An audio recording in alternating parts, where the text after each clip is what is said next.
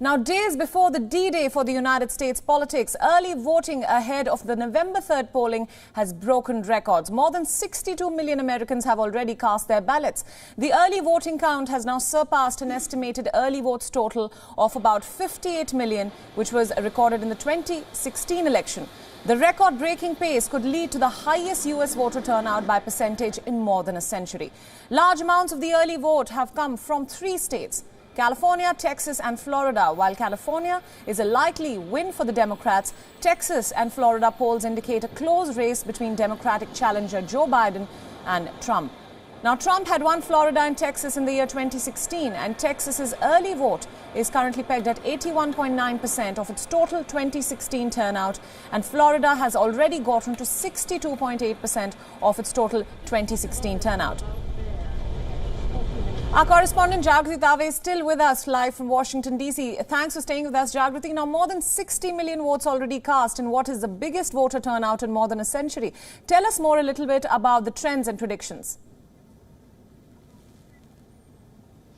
Yes, so as you say, more than 60 million Americans have already cast their ballots in early voting.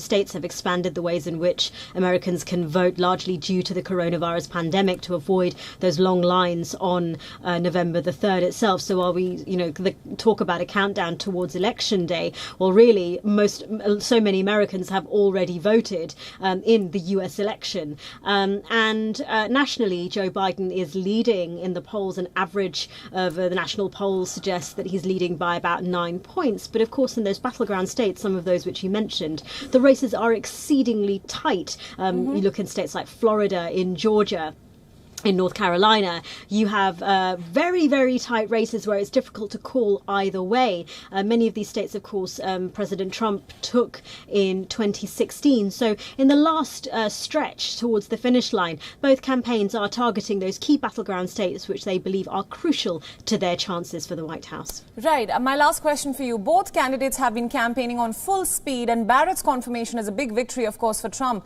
So what more can we expect in days to come before the November 3rd election?